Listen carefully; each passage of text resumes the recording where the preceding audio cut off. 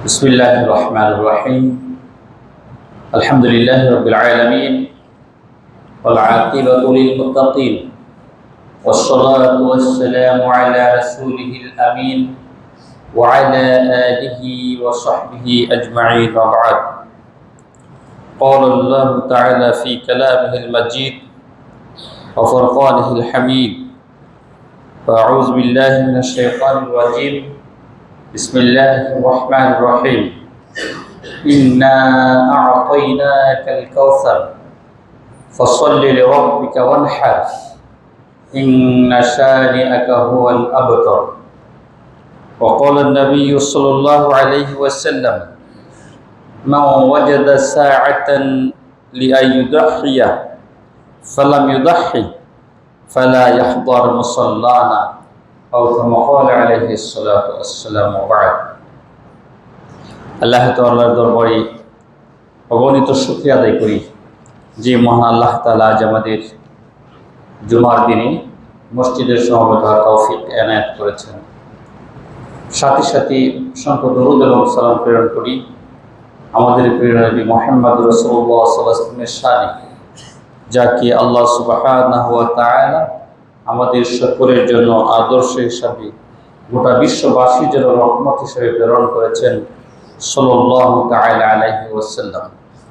সম্মানিত হাজিরিন, আর মাত্র 4 দিন পরেই আমাদের কাঙ্ক্ষিত ঈদুল আজহা, মুসলমানদের দুটি উৎসবের অন্যতম উৎসব ঈদুল আজহা উদযাপিত হবে ইনশাআল্লাহ।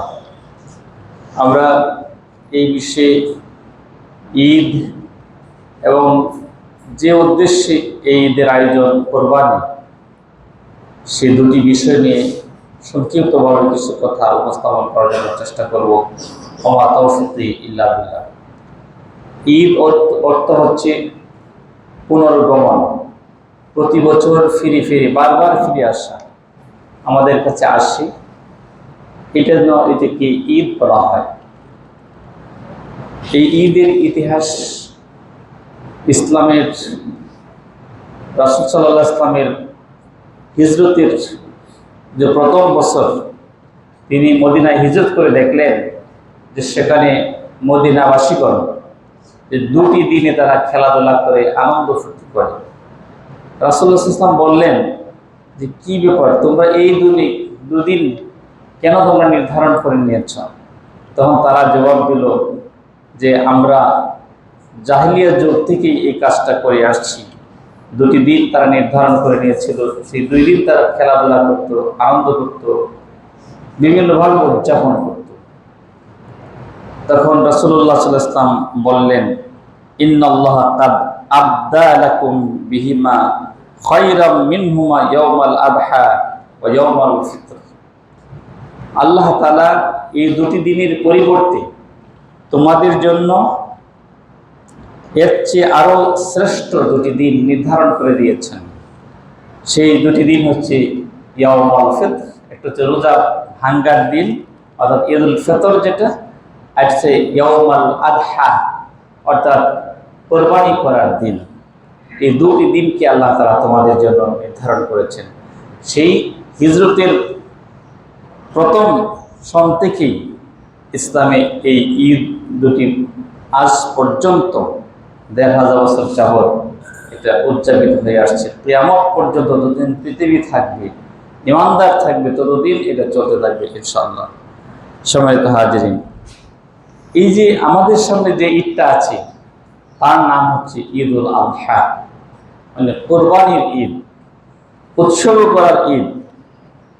কোরবান শব্দ থেকে কোরবানি, এর অর্থ হচ্ছে আল্লাহর নৈকট্য অর্জন করা। কোরবান শব্দের অর্থ হচ্ছে নৈকট্য। যেহেতু এই উৎসর্গের মাধ্যমে, পশু জবাহের মাধ্যমে আমরা আল্লাহর সন্তুষ্টি চাই, আল্লাহর নৈকট্য অর্জন করতে চাই, এই জন্য এটাকে কোরবানি বলা হয়। এই কোরবানি কোনো নতুন ইতিহাস নয়। ইসলামের সূচনা থেকেই, হযরত আদম আলাইহিস সালামের যুগ থেকেই এই কোরবানির সূচনা হয়েছে। আদম আলাইহিস সালামের 2টি সন্তান হাবিল এবং কাবিল, আপনারা তার নাম শুনেছেন। এই হাবিল এবং কাবিল তাদের ভিতরে একটা বিষয়ে মতানৈক্য হয়েছিল। সেই বিষয়ে সিদ্ধান্ত নেওয়ার জন্য তারা শর্ত করলো যে যার কোরবানিটা কবুল হয় সেই ওই জিনিসটা যে দাবি করা হচ্ছে এই জিনিসটা সে প্রাপ্য হবে। তখন হাবিল এবং কাবিল উভয় কোরবানি করল। হাবিলের কোরবানিটা ছিল উৎকৃষ্ট মানের পশু সে জবাই করেছিল, আর কাবিল কি করেছিল, সে কিছু খড়কুটো এনে সে কোরবানি করেছিল, আল্লাহর জন্য তারা দিয়েছিল। তখনকার সময় একটা সিস্টেম ছিল যে যার কোরবানি কবুল করা হতো, গ্রহণযোগ্য হতো আল্লাহ তাআলার কাছে, আগুন এসে সেটাকে খেয়ে ফেলতো, নিয়ে যেত। তখন দেখা গেল হাবিলের কোরবানি আল্লাহ তাআলা কবুল করেন, আগুন এসে সেটাকে গ্রহণ করে নিল, কিন্তু কাবিলের কোরবানি যেভাবে ছিল সেভাবেই পড়ে আছে, সে গ্রহণ করলেন না। তখন যেহেতু কাবিলের পক্ষে রায় আসেনি, সে বলল যে আমি তোমাকে হত্যা করব। কাবিল বলল ইন্নামা ইয়াতাকাব্বালুল্লাহু মিনাল মুত্তাকিন, আল্লাহ তাআলা যারা মুত্তাকি তাকওয়াবান নিছক আল্লাহ তাআলার ভয়ে যারা কাজ করে তাদেরই তো আল্লাহ তাআলা কবুল করেন। সম্মানিত হাজিরিন, আমরা তো আজকে কোরবানি করছি, আমরা কে কোন নিয়তে কোরবানি করছি? কার নিয়তটা শুধু গোশত খাওয়া, কার নিয়ত শুধু প্রসিদ্ধি অর্জন করা, সুখ্যাতি অর্জন করা, আল্লাহ তাআলা ভালো করেই জানেন। কেননা হাবিলের কোরবানি কবুল করলেন, তার নিয়তটা ভালো ছিল, উৎকৃষ্ট মানের সে কোরবানি করেছিল এবং আল্লাহর সন্তুষ্টি অর্জনই তার একমাত্র মুখ্য উদ্দেশ্য ছিল। আর কাবিলের কোরবানিটা এরকম ছিল না। এই কোরবানির ইতিহাস আমরা যদি দেখতে পাই হযরত মূসা আলাইহিস সালামের জামানায়, সেখানে একটা বিষয় নিয়ে বিরোধ হয়েছিল। আমিল নামে এক ব্যক্তিকে হত্যা করা হয়েছিল। ওই ব্যক্তির হত্যাকারী কে তা নির্ধারণ করার জন্য তাদের ভিতরে মতবিরোধ দেখা দিল। তখন আল্লাহ তাআলা তাদেরকে একটা গাভী কোরবানির জন্য নির্দেশ দিলেন। আল্লাহ তাআলার ভাষা এভাবে এসেছে যে ওয়াইজ ক্বালা মূসা লিকওমিহি ইন্নাল্লাহা ইয়া'মুরুকুম আন তাযবাহু বাকারা।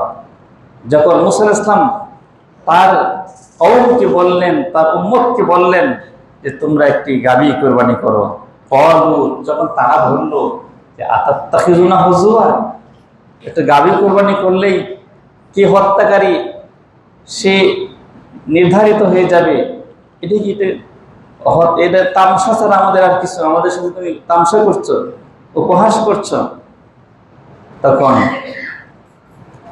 আল্লাহ তাআলা বলেন না, এটা উপহাস নয়, তোমরা কোরবানি করো। এরপর তারা উদ্ভট প্রশ্ন করলো সেই গাভী কিরকম হবে। আল্লাহ বললেন বেশি বয়স্ক হবে না, আবার একেবারে কুমারীও হবে না। তারপর বলেন রং কিরকম, বলেন উজ্জ্বল পীতবর্ণ হবে। এরপর বলে আবার বলো সেটা কিরকম হবে, বলে এটা চাষযোগ্য না, এটা দেখতে খুবই আকর্ষণীয় হবে। এটা কঠিন তারা প্রশ্ন করে নিজের উপর চাপিয়ে দিয়েছিল। একটা যে কোনো একটা গাভী কোরবানি করলে হয়তো, এজন্য বলে না যারা বেশি বেশি প্রশ্ন করে শুধু বনি ইসরাইল, তার মানে বেশি বেশি প্রশ্ন করার প্রবণতা এটা অনেকের আছে, মানে বুঝেও যেন বুঝে না, বেশি সন্দেহ প্রবণ। নির্দেশ আসলে তোমরা কোরবানি করে ফেলো, এই শুধু প্রশ্ন করে করে নিজের কঠিন খুঁজেই পাওয়া যাচ্ছিল না, শেষ পর্যন্ত পাইল কোরবানি করার পরে। তখন কোরবানির যে পশুর একটা গোশতের টুকরা সেই মৃত ব্যক্তির উপর ধরা হলো, স্পর্শ করা হলো, সে জীবিত হয়ে বলে দিল যে কে তাকে হত্যা করেছে। এভাবে নির্ণয় হয়ে গেল। এইভাবে বিভিন্ন সিস্টেমে বিভিন্ন যুগে কোরবানি হয়েছে। আর আমাদের যে কোরবানির সিস্টেম, এটা তো প্রায় ইতিহাস অনেক দিন সূচনা হয়েছে। 4000 বছর পূর্বে ইব্রাহিম আলাইহিস সালাম সেই ইরাকে জন্মগ্রহণ করেছিলেন।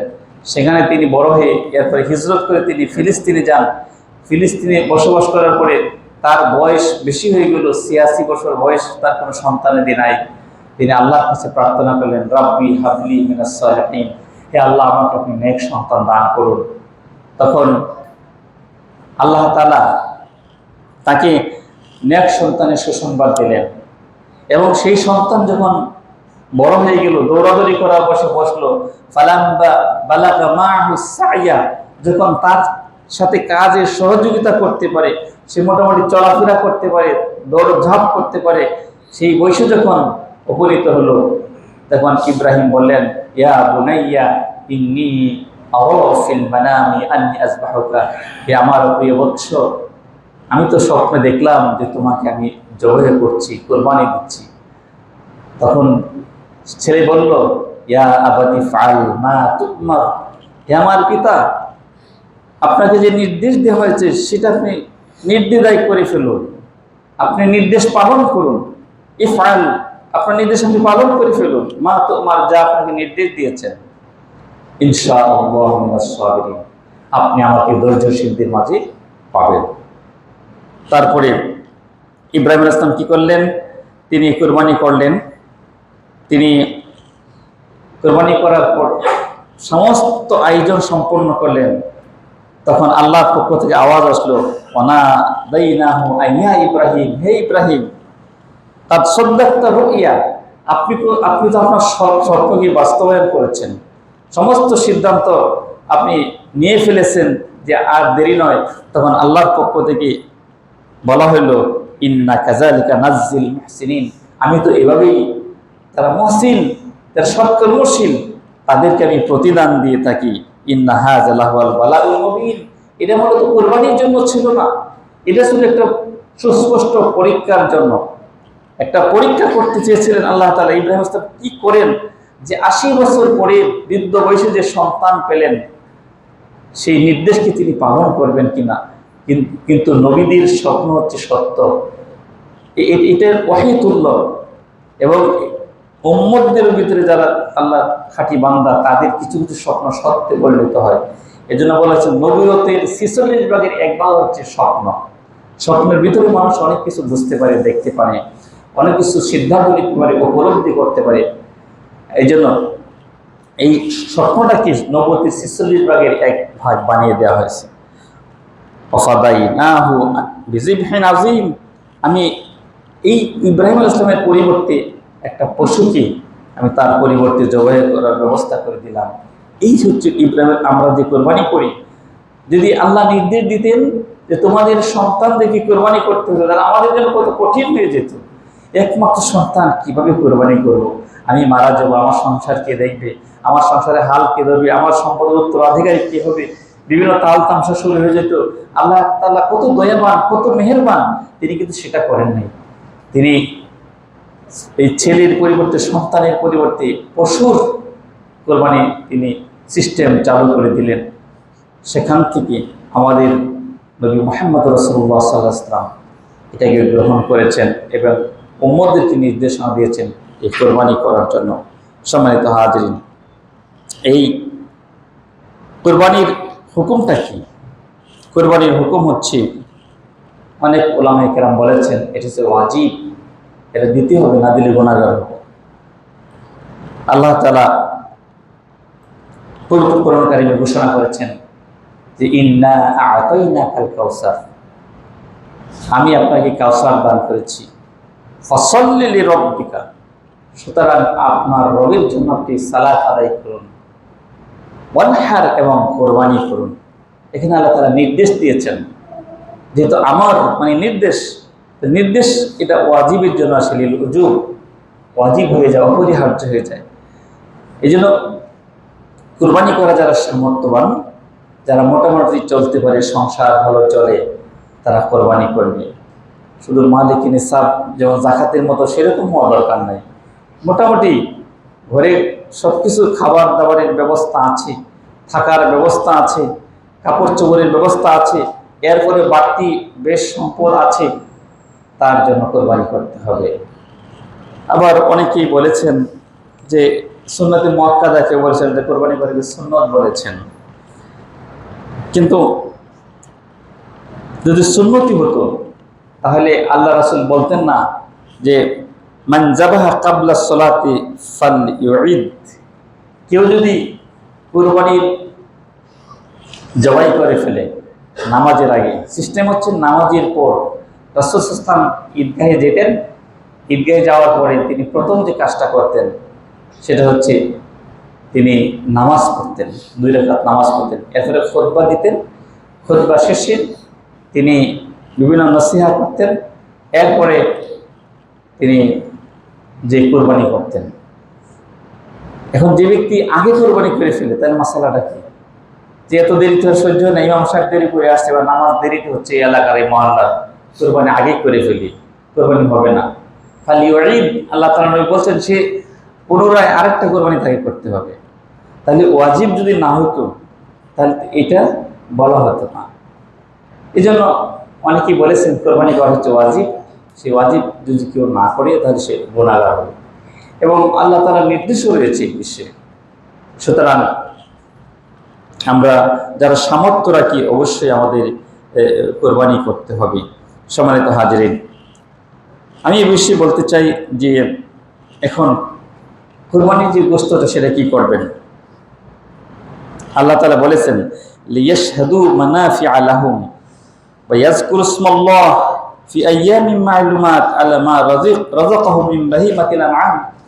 অর্থাৎ মানুষ যদি তাদের উপকারী জায়গাগুলিতে উপস্থিত হয় এবং আল্লাহর নামকে স্মরণ করে নির্ধারিত দিনগুলিতে, 11 বছর যারা হজ্জে সফরে গিয়েছেন তাদের ব্যাপারে এখানে বলা হয়েছে। কেন তারা কি জন্য আল্লাহকে স্মরণ করবে? আলা মা রাযাকাহুম মিন বাহিমাতিল আনআম, যে চতুষ্পদ জন্তুদের আল্লাহ তাআলা তাদেরকে রিজিক হিসেবে দিয়েছেন, তাদের অধীনে করে দিয়েছেন, তাদের বশে এনে দিয়েছেন। এই শুকরিয়া আদায় করার জন্য তারা আল্লাহর নির্দেশ পালন করবে এবং তারা তাদের যেখানে উপকার হয়, কিছু নির্ধারিত জায়গা আছে দোয়া কবুল হয়, সেখানে তারা উপস্থিত হবে, আল্লাহকে বেশি বেশি করে তারা স্মরণ করবে। এরপরে তোমরা যে কোরবানি করবে, পশুগুলি জবাই করবে, কি করবে? ফাকুলু মিনহা ওয়া আতমুল বাইসাল ফাকির, সেখান থেকে তোমরা নিজেরা খাবে। দেখেন আমরা নিজেরাই কোরবানি করি বা নিজেরাই গোশত খাই।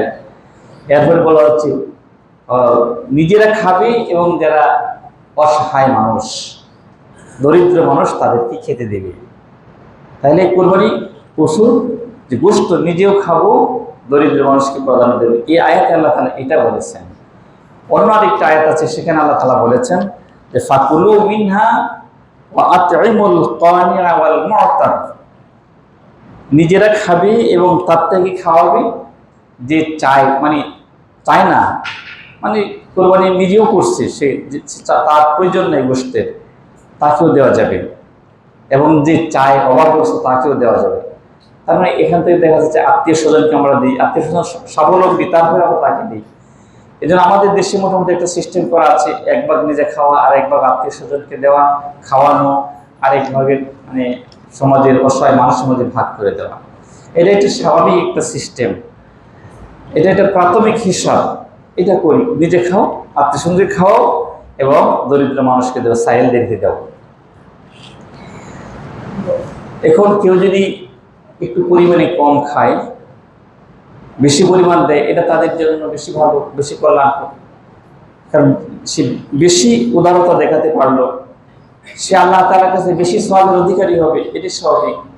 আবার কারো ফ্যামিলিতে আছে যে দারিদ্রতা আছে, সারা বছর গোশত কিনতেই পারে না, কোরবানির ওসিলায় কিছুটা পশু কিনেছে, ছোট ছাগল জবাই করেছে, গোশতের পরিমাণ কম, আত্মীয় স্বজনের পরিমাণ বেশি, সে একটু সদকা পরিমাণ কম করলো, তাতে কোনো দোষ নাই, এটাও করা যেতে পারে। এখানে কোনো বাড়াবাড়ি নাই। আল্লাহ তাআলা দেখবেন শুধু অন্তরটা, কার অন্তরটা কি পরিমাণ মানে উদারতা আছে, আল্লাহ সন্তুষ্টি চাওয়ার কামনা কার বেশি আছে, সেটা আল্লাহ পরীক্ষা করবেন।